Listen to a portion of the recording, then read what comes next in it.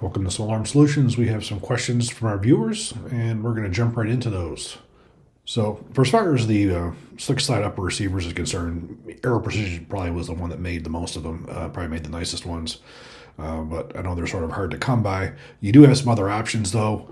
Probably the nicest one out there, it's not as traditional looking. It's made by Voltor. It's the MUR-1S upper receiver. Very, very nice. You can remove the forward system from the side, or put a slick side, whichever one you so chose. You also have the Firearms slick side M4 upper receiver, our Precision 2A Armament Palos light slick side upper, as well as the KM Tactical HD slick side upper, which is made from a billet. Again, that is traditional looking, but those are all slick side upper receivers. Next one. I've not had the opportunity to use one of these new Accu-washers. I've basically just used either peel washers, crush washers, or the shims. I have to say, looking at the design, I'd love to try them out. They look like they'd be a much better option than anything else in the past. As you know, using crush washers doesn't work very well with suppressors because it puts a lip on there, and that can affect the suppressor going over the barrel. So you have to have something that's more conducive with that size of the barrel. So I'd like to have the opportunity to give a try to some of these precision armament crush washers as well. So yeah, I think that'd be a really good idea. Otter Creek OCM5 sound suppressor. I have not had the opportunity to use one of those. However, I have a significant amount of experience with the OEM5, which is the standard one for the Mark 12, and I've had a lot of good luck with that one. It's probably one of the best sound suppressors that I've used for as far as making a 5.56 nearly hearing safe. I've used that on many occasions without that. Now, for as far as the Otter Creek, it's basically a one-for-one type of a copy. I was a little bit disappointed to see they didn't go with some of the reverse flow technology. I definitely think the Mark 12 would, and any gun that would use that, would benefit from having the reverse flow technology, not getting all that gas back in your face, because I will say that the Mark 12 and the Mark 18 are rather gassy guns. So it certainly would be a benefit. Now, as far as how these cans work, a standard baffle can like the original OEM5 is a standard baffle type can. Baffle type can does basically increases back pressure to create turbulence. That's sort of just the way these cans work. And part of the problem you have with the back pressure is that it increases the cyclic rate of the firearm. Basically, it means it speeds everything up. So when it speeds everything up, it does a few things. First off, it speeds up the unlocking of the bolt. Now, when the bolt unlocks sooner, you still have higher residual pressure in that cartridge case when it's trying to unlock, which means the extractor has to work that much harder. So that's a lot harder on the extractor getting it to work, and you could have some additional problems that come into play with that in time when you get gas port erosion, where you get more and more gas goes through there. Using that can increases the gas pressure that much further. It makes the action go that much faster, and that can cause failures to extract and also can cause failures to feed. Also, by increasing your cyclic rate, you also have additional wear on the bolt, additional weight on some of the trigger components, such as the disconnector. It just causes a more significant wear. And of course, again, more of that back pressure coming back puts more gas in the shooter's face. So having a reverse can, it reverses a lot of those, I mean, literally reverses, but it eliminates a lot of those problems because that pressure is coming out the front instead of coming into the back. Less gas coming back, not increasing that cyclic rate. It's definitely a much better option. However, the original OEM5s, I'm not sure if they're even still in production. Allen Engineering, he got into those pretty much after Lone Survivor came out. I remember having a conversation with him, and he was telling me that his business was, quote, sort of saved by that movie coming out, because that was the first movie that really ever showed the Mark 12, and there was a big surge in people who were doing clones and who wanted to do those. So he went back into production of those. So, Otter Creek is pretty much picking up where he left off, but it would be nice to see some additional technology using reverse flow for that one. The optimal 9mm PCC. Well, I have to say, for as far as optimal PCC, I did do a video on that where I compared four of the big ones. I compared a Colt Pattern to an MCX to a CZ Scorpion to a MP5, which all represent probably some of the more the more used and more proven of the designs. Now, I have to say, overall, I'm an MPX fan. I think the MPX is probably the nicest of all of them.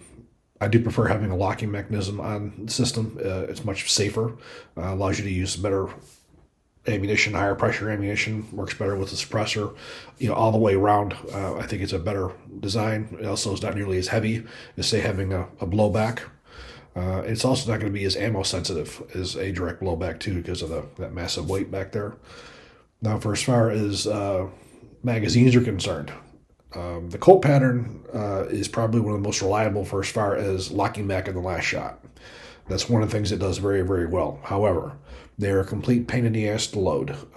You literally have to, as you get further down, probably halfway down that stack, it starts getting more difficult to push those rounds in there. To my understanding, some of the newer ones put out by C Products Defense are easier to load, but the ones we had at Colt, which were pretty much very early C Products Defense, and we had metal 4 magazines, the pain in the ass was again, loading them. Also, if they were to be dropped on concrete or dropped on something hard, the bullets would fly out the magazine, so you had the benefit of it always locking back in the last shot versus some of these other issues. Again, I tend to go with the MPX magazine. I think it's the best compromise of all of them. Locks back in the last shot. They're mostly translucent. They're easy to load from your first round to your 30th round. So I do prefer that. For as far as like the MP5 type magazines, not a fan, just due to the fact that they don't lock back in the last shot. They're very heavy. They don't need to be. As far as the weapons platform itself, again, the MPX has the AR-15, M16, and human engineering. It has all the excellent features, the ones you're going to be used to. Where so is the Colt pattern type. The Colt pattern type. When I refer to Colt pattern type, I'm not necessarily referring to the magazine IMs to the rifle. We're looking at a blowback version that uses basically AR-15, M16 type receivers. Those are excellent guns. They're accurate. They're reliable. They're available in several different magazines. Unfortunately, Quarter Circle 10 is out of business. Quarter Circle 10 probably made some of the nicest lower receivers ever for an AR pattern. I have one myself. That's what my one's based off of, is a Colt pattern that uses that. But that was actually Bettina Mathis who owned that. She had made ones in all different types of magazines that you can imagine. So it's an excellent design as well. But again, my preference over all of them, I have to say, is the MPX. When I did the original video on the buffers, that was done based off of military weapons. That was taking into consideration how a military M16 or M4 would react to different buffers in different conditions. So under those circumstances, you're talking about, say, an M4 carbine using M855 ammunition. We know what the ammunition is, we know what the pressure curve is, we know what the second rate is, and we can adjust it to that. So the way that was when we talked about, when you use an H, when you use a standard carbine, an H2, an H3, as well as getting into hydraulic buffers and such, it gives you a very good depiction of when those would be used. For example, going from an M4 to a SOCOM heavy barrel A1 is when you would go with the H2 buffer, and that primarily and solely was to get it to not have light strikes on full auto and on burst fire. You wouldn't necessarily notice the bolt carrier bounce on semi-automatic only. You wouldn't be able to pull the trigger that fast. But again, to make the gun work serviceably with full auto in all weather conditions, again, you're looking at something that's going to negative 60 to over 160 degrees Fahrenheit. So it has to work in that entire range. So again, that entire video that we did was on U.S. military with known ammunition. Now, would I talk about that differently now? I would. And the reason being is because most of the guns that are out there right now are not military grade guns. They're not designed around 5.56 NATO ammunition. Due to the fact that we've had a lot of ammunition coming in from outside of the country, for instance, Wolf and steel-cased ammunition, which does not even meet SAMI specs for 223, let alone 5.56. This ammunition was not working in a lot of the shorter barrel versions of the AR-15s, and even sometimes in the longer barrels, it was just a little underpowered. And Many of the customers, again, we got this when I worked at Colt. I've heard it through LMT. I've heard it through all the different companies I've worked with over the years, that people would say if the guns don't work with a cheap ammunition, the guns are garbage, which I completely disagree. At Colt, if you were to send us a rifle back and say it didn't work, we would take it back into the range. We would fire M855 ammunition, and if the gun worked great, it would go back to you, and we would say, this is a military weapon designed for military ammunition, and if it doesn't work with Wolf, too bad. It's not designed around that. Well, a lot of manufacturers who didn't have to answer to the U.S. government or anybody like that, they had to make their guns work with this. So what they did was they opened up the gas ports to allow more gas in, so it would work better with this light, cheap Wolf type ammunition, this low pressure, not even semi-spec 223 ammunition. Well, the problem with that is when you take that same open gas port and you put 5.56 in it, it overgasses the system, basically meaning you're increasing your cyclic rate, you're increasing your bolt velocity, you're increasing all of that. So you can have issues in environmental conditions. For instance, if you were to have the higher power, that's going to work pretty much in anything, but the gun's overgassed. But lower power with a lower power ammunition in a cold weather environment, you could have short stroking that could cause problems. So the best way to try to balance this system is with buffers. So say LMT is a very good example. If you were to buy a new MRP 5.56 rifle from LMT, that comes with a standard carbine buffer and it comes overgassed. I have had LMT rifles where I have got them brand new and I stuck M855 or Mark 262, and I would have failures to eject because the cyclic rate was so fast on the thing, it wouldn't work properly. So I had to replace a standard buffer with an H to an H2 to slow everything down so the gun would work properly. So LMT basically, as the guns would leave the factory for commercial use, they would have them overgassed so they would work with Wolf ammunition. Many companies that I've worked with in the past and guns I've reviewed in the past are overgassed. You'll see, PSA is one that comes to mind. I look at the way those things eject at 1 o'clock with 5.56 NATO ammunition. I never did use the cheap Wolf ammunition. I used the ammunition these guns were designed for, 5.56, sometimes 223, but it would always be higher end 223. So basically, utilizing buffers is a way to deal with guns that are improperly made or overgassed. Over these next couple of years, the Wolf ammunition is drying up, so you're not seeing that anymore. So now you have all these guns that are designed for that, and they're overgassed. So, my opinion would be if you're getting a rifle and it's shooting at 1 o'clock, your fire cartridge cases, you probably should tame that down a little bit. And most rifles do come with the standard buffers. They come with the 3-weight standard buffers. I would be switching over to an H, which is a two steel and one tungsten, and see how that works. And if you're still looking at 1 o'clock, I probably would go to an H2.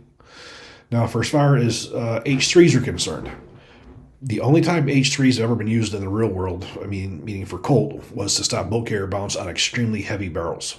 Extremely heavy barrels that have a heavy mass to them that causes the carrier bounce. Now, in order to put that in a standard rifle, you literally have to have a really overgassed rifle to begin with to use an H3. So under, I guess, a very, very extreme condition of a gun that is very heavily overgassed and using higher pressure ammunition, you would be able to use an H3 maybe to tame that down. The problem is with these buffers is you need to have that sweet spot in the middle, because again, you undergas it's not going to work in all environments. You overgas it and you use a too heavy of a buffer, you're going to have short stroking. Also, so you got to find that middle ground. It's not about management of recoil. That's one of the things that I hear a lot of people talk about is, hey, I'm gonna, I guess I'll give you an example. I had one guy who left me a message one time on one of my videos saying that he found it was the greatest thing in the world that if he puts a 9mm submachine gun buffer in his AR, that it has no recoil to it.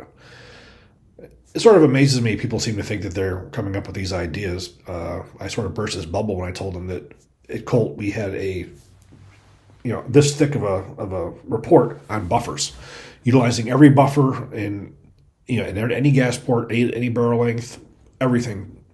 It's been looked at before. There's reasons why you don't do those things. That gun, the chances of that thing working when it got slightly cold is almost impossible. But buffers are not used to control recoil. They're the mechanics of these things are to basically keep them running efficiently and have the timing properly so that they will work in all different environments. It has nothing to do with recoil. If you're having a problem shooting an AR-15 with its recoil, you probably shouldn't be shooting because there's no recoil to begin with. So that is not how I suggest you consider changing out buffers. You would change out buffers to deal with an actual mechanical issue, which is my opinion. So again, rule of thumb is if it's ejecting at 1 o'clock with regular 5.56 NATO ammunition, you can use a heavier buffer and try to back it down. I would not generally go over an H2. I wouldn't go over that unless, again, some commercial companies making the guns completely and utterly out of spec. Now, those of you guys who are using external piston guns instead of internal pistons, pretty much all of those utilize H2 buffers just because the dynamics, the way the bolt unlocks and everything is a lot different. It's a lot sharper of an opening stroke, and it's a little more of a violent strike when the op rod hits. It's not nearly as smooth of an action, so they generally have a little bit extra weight on that. And external piston guns tend to be a little bit more overgassed because you're trying to drive an operating rod where you don't need that with an internal piston. So that's one of the things to look at as well. For the most part, guns as they come from the factory are set up the way that they should be. Those of you guys who are using the guns in the real world, you need to be really careful just to make sure that your buffer is good for all different environments. Also, when you decide you want to start tuning the guns, you need to stick to certain types of ammunition. If you tune it for 5.56 NATO and then all of a sudden you throw a wolf in it and all of a sudden you see it's not working properly, that's one of the problems when you custom tune as such. So that's why sort of finding something sort of in the middle for as far as, not overgassing and undergassing, but something keeps you right towards the middle. Now, for as far as U.S. government programs and if they come back, first off, the U.S. government does a lot with requests for quotes and requests for products. They'll have a concept, for instance. I guess I'll give you an example of the rifle that was built by Knight's Armament Company way back when. It was the SR-47. SOCOM at that point wanted to have a proof of concept to see if somebody could make an AR-15 that would fire 7.62 by 39. So they put this request out to the industry. You had a few companies that answered it. LMT was one of them. Knights was one of them. And there was a couple other ones. So they basically did a proof that it actually worked, but then when it came time to order, they didn't do it. This also happened with the individual carbine program, where there was a request put out from the industry to submit a rifle to replace the M4. They conducted a big trial. Then they determined that no, we're not going to go with it. So the problem is with a lot of manufacturers is working with the U.S. government. There's a lot of stuff that gets put out that they end up putting a lot of money in. There's a lot of investment in building an individual carbine, building a SCAR rifle, building a lot of these different types of things that don't actually come to fruition.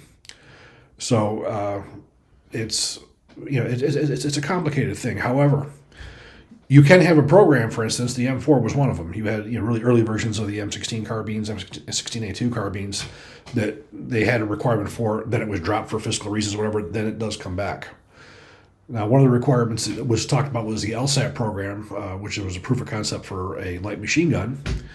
Now, again, this is a program that was probably a proof of concept. You're looking at new types of ammunition, new types of weapons, and so forth to see what it can be done, whether it's feasible or not. These, and it didn't, because I think the use of polymer-cased ammunition is still a very, very new thing, and we don't know if it's what you would call military grade yet. So, can the military renew programs? Oh, absolutely they can. The thing is as a rule, there has to be a requirement. Again, SOCOM is probably known, even more than the regular Army to want to come up with proof of concepts, just in case something does work, in case they might want it, but not actually have a request for it. The Army tends to work a little bit differently. They will basically say, we have a requirement, and this is the specification, and then put it out. There are violations of that. Those of you who are familiar with the original XM8, which was supposed to replace the M4 carbine by H&K, there's a perfect example of something that was done. There was never a requirement for it. That was done completely off the cuff with no requirement, and the U.S. government even funneled money into that program, which was eventually canceled because, again, there was never a requirement for it. So government procurement is very, very complex. Those of you who have been following the XM17, XM18 programs. Another perfect example of what happens when you put out a requirement for a weapon and everybody submits. You have two people that get down to phase one. So then, of course, the expectation is you're going to go to phase two. That's where you're going to make sure that's going to actually fit the requirements. So that's what you would expect the U.S. government to do. In the case of the XM17, they didn't do that. They just went off a price and didn't even bother with that. So you have companies in this case it was Glock, who put all this money into a program. They met phase one, but then they didn't get a chance to compete. So to say that there's only one way that procurement's done, there used to be. There used to be pretty much protocols the way that it's doing it. I think now it's not so much. But for instance, the LSAT program, could that ever come back? It certainly could. If they decide they want to go lighter again for a light support weapon or a machine gun or something like that, and the technology for the whether it's going to be a one-piece cartridge or whether it's going to be a polymer cartridge case, that technology gets to the point where it's proven to the point where they think they could be actually put into service. It certainly could happen. What guns do I think that are underrated? Well, I have a few of them that I think are very highly underrated. Probably one of the first ones is the Bren 2. The Bren 2, I think, is probably one of the most underrated for as far as the public is concerned, even as some militaries are concerned. The Bren 2, for many of us who've been overseas and who've taken part in any kind of weapons replacement programs, regardless of what company that you would work for, that was one of the guns people were very afraid to go up against, because the durability and the reliability of that far surpassed most things that exist in the world. It's seen good combat service. It's gone through some iterations from the 805 to the Bren 2, now to the Bren 3. I definitely think that's probably one of the most underrated guns in the world, and they've seen a lot of combat use over in Ukraine. That is something certainly that I've got a lot of rounds through, and I would have no problem carrying as a primary weapon. I would trust that with my life. That's probably one of the top ones. The next one is the T91. T91 is a Taiwanese external piston version of the M16 that they developed in Taiwan, and it's been in use for many, many years. It predates that of the HK416. The Taiwanese rifles were the first ever external piston versions of the M16 or AR-15 rifle that were accepted and went into service. Lightweight, very reliable, but they never saw much outside of Taiwan. I can remember seeing some of the Taiwanese rifles when I was in Jordan. The Jordanian army had bought some of them. There are some militaries who have bought them, but they never really got their due. Nobody actually paid attention to external piston guns until the 416 came out. So I tend to think that the T91 is an excellent rifle. It probably should have a lot more credit than it was given. It probably should have seen a lot more service than it did. The next two are a couple Colt rifles. The LE901 16S, which is their 7.62 version. Now, that rifle, I am extremely fond of it. The Canadians ended up adopting it, I believe, as the C-20, the only foreign military that ever adopted it. It was the Canadians. The LE901 16S was a beautifully designed rifle. It fit the assault rifle characteristics that would have been useful for Afghanistan, for having a 7.62 rifle. Lightweight, for as far as 308s go, it was controllable. It was controllable on full auto. It was proprietary, but the problem with that gun was not what it was or what it did. It was that it just came in too late. Colt basically discontinued it. Pretty much most of the parts that were left, Colt's sending to Colt Canada for the Canadian contracts. The gun was pretty much somewhat discontinued. They're still making some commercial versions, but not much. It never gained popularity because it just came too late. That was being designed around the 2010 period, and if you look around the time that it was actually released, probably 2012, 2013, in that time period in there, you already had SR-25s that had seen combat since the late 90s.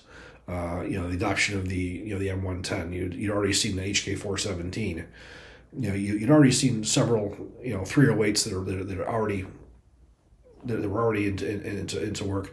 Now, for as far as it being convertible into a 5.56, I don't really think anything of that. That was something nobody ever gave a shit. I don't think anybody ever even took it seriously when they looked at it in any kind of a military test, because nobody would ever have done that. If you want a lightweight 5.56 rifle, you're going to carry an M4. You're not going to carry that extra large receiver. Plus, you're also not going to carry spare upper receivers and magazines of a different caliber in your backpack with you. That rifle was designed as a 7.62, and that's exactly what it was. It was absolutely excellent rifle. The next one is the Colt APC, or Advanced Piston Carbine, or Advanced External Piston Carbine. This was one of the finalists, probably that should have won the SCAR program, where the FN was not adopted because it was a better gun. They both performed equally. The FN won only because the Navy thought that the SCAR Type C would have given the SEALs and SOCOM a gun that more reminded them of what they had. They felt there was more room to grow with the with the FN rifle, which, as we see, didn't happen. In fact, just over the last couple of days, FN announced they're no longer going to be making it, which, I'm not too disappointed, or I'm sort of surprised it took this long, because after they lost the SOCOM trial to replace the M4, they sort of gave up on the gun. They never modernized it. They've done a couple modifications more recently, getting rid of the non-reciprocating charging handle, but the gun was never modernized. They just left it. But that's a whole different story. The Colt APC, using the articulating link piston, was an excellent rifle. It is very underrated. And that was due to Colt's own fault. Colt had that gun for a long time, especially during the heyday of when people were claiming that the HK416 was a better gun. Colt had an external piston gun always, but they refused to put it to sale because they felt that if they introduced an external piston gun, they were saying something was better than their internal M4. So the gun never had a chance because of Colt politics. There were customers who said, we want external piston guns, and Colt just refused to put it out because, again, if it's good enough for the U.S. government, it's good enough for you. That does not take away from the actual merits of what that Colt Advanced Piston Carbine was. So I think that's definitely one of them. Next one, I would say, the Caracal 816. Abso-freaking-lutely one of the most underrated guns on the face of the earth. Probably one of the most reliable AR platform rifles in the market. When I say AR platform, because it's not an AR-15, it's an external piston version. It's a evolution of improvements from the HK416 to the SIG 516 to the Caracal 816. Designed for use in the desert, durable and reliable as freaking hell as can be. It's completely freaking battle-proof. It's bomb-proof. The only failure I think the Caracal has had is they've sort of refused to go with the modernization of the ambi receivers. I know, talking to the guys at Caracal USA, they've mentioned it many times to the guys over in Abu Dhabi. However, they've just decided that most of their contracts, no one's asking for it. So they decided they were just going to stick with the standard mil-spec type receivers. But for as far as anybody who wants an external piston version of the AR, I think Caracal probably makes the best on the market. I would love to see a head-to-head comparison between the Colt APC and the Caracal 816. I'd love to see it. The problem is the Colt APCs are so far and few between. They're so hard to get. To try to get one to do that kind of testing on is just almost impossible. LWRCI is another one that's very, very underrated for actual military and for real-world use. They have got contracts overseas. They were the first ones and probably the only ones ever to get a actual military contract for a 6.8 SPC. They make some of the most durable external piston guns in an AR platform in the world. They are expensive. However, I think you do get what you pay for the most part. You got excellent barrels. You got a really good design. I think what's stunned its growth is, one, is its cost.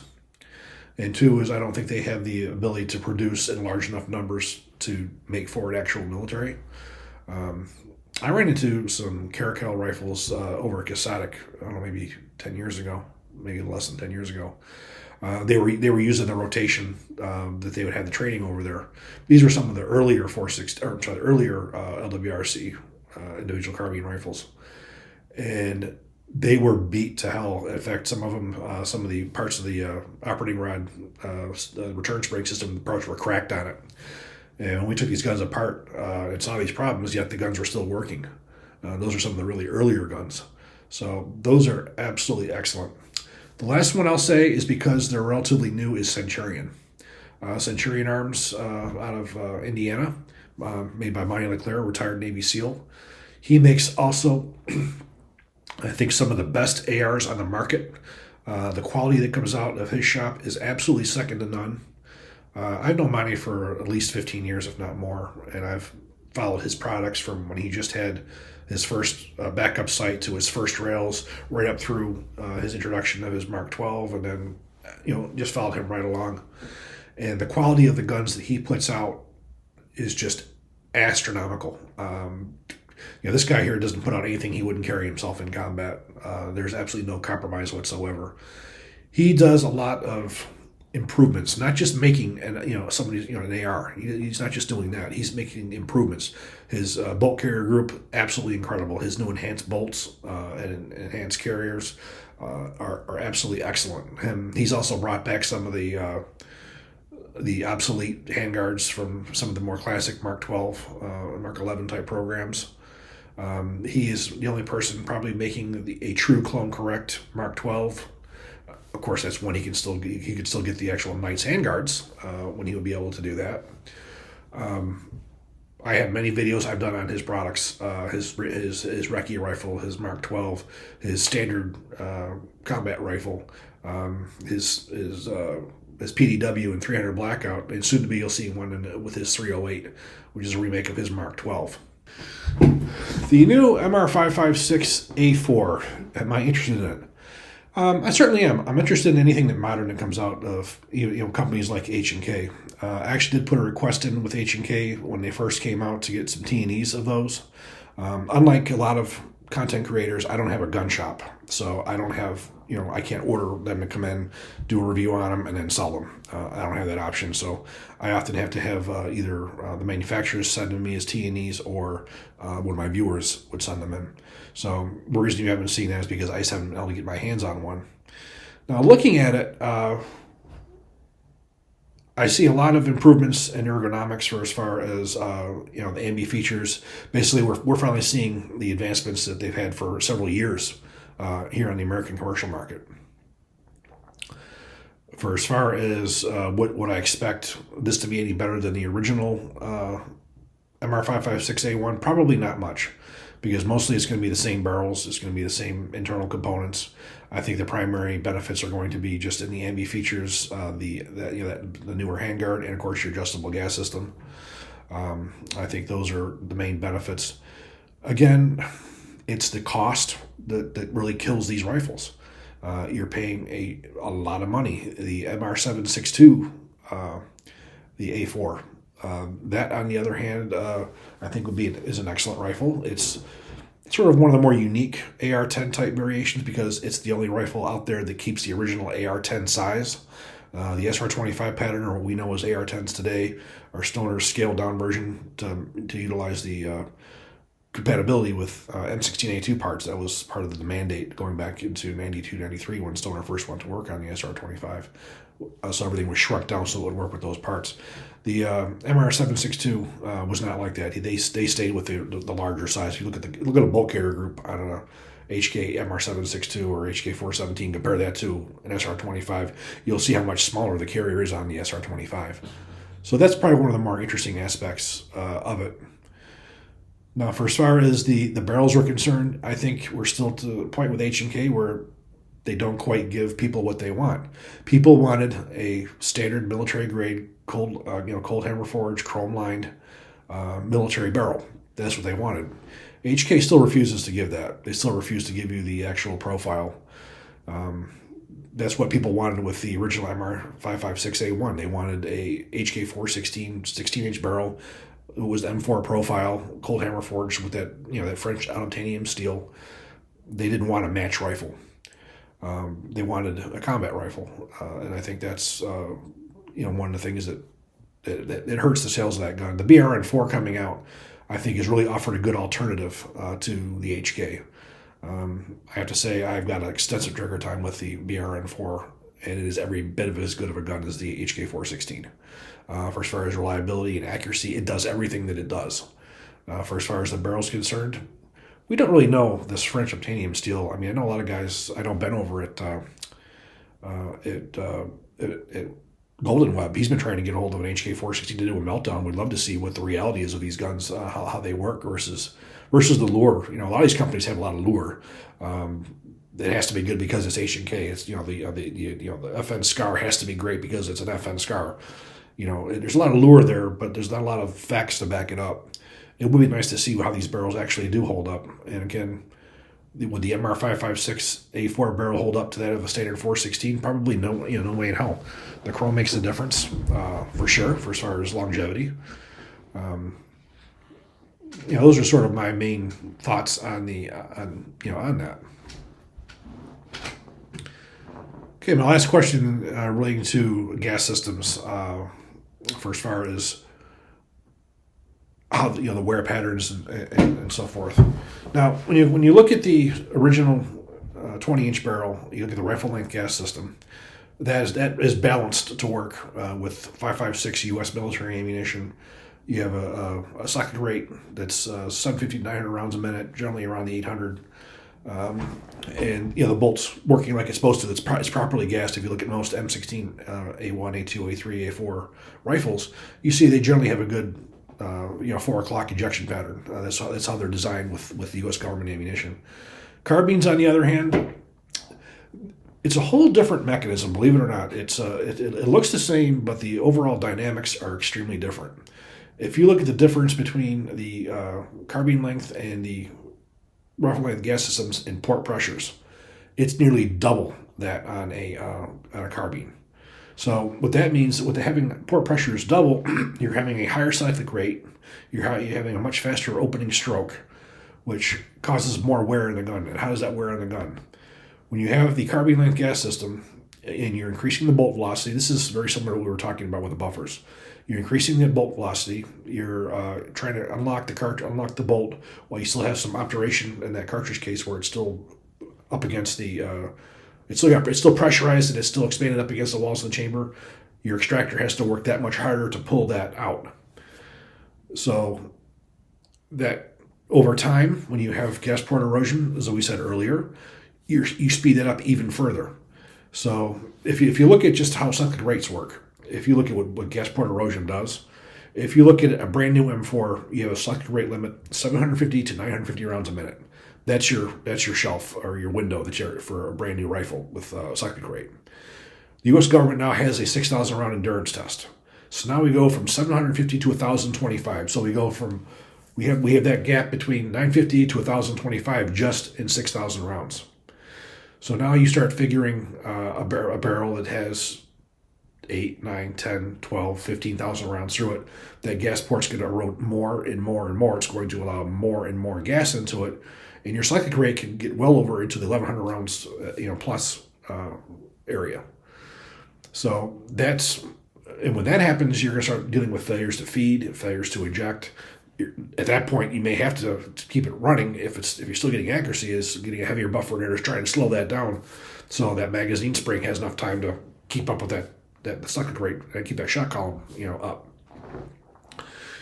So the carbine, you're going to have more wear on your extractor springs, your bolts. You're going to have more wear on your disconnectors and some of your trigger components, your bolt catch. Because again, as you speed that stuff up, things just tend to wear much quicker than they do with a 20-inch barrel.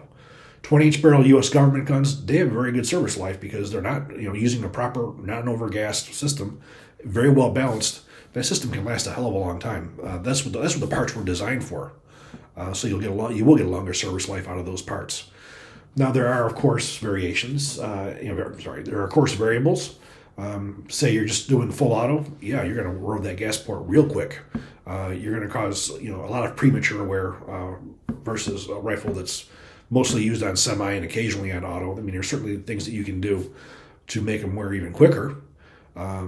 Ammunition is a big variable for as far as what's used. Again, with a military weapon, the ammunition is known, so you're gassing everything around that cartridge.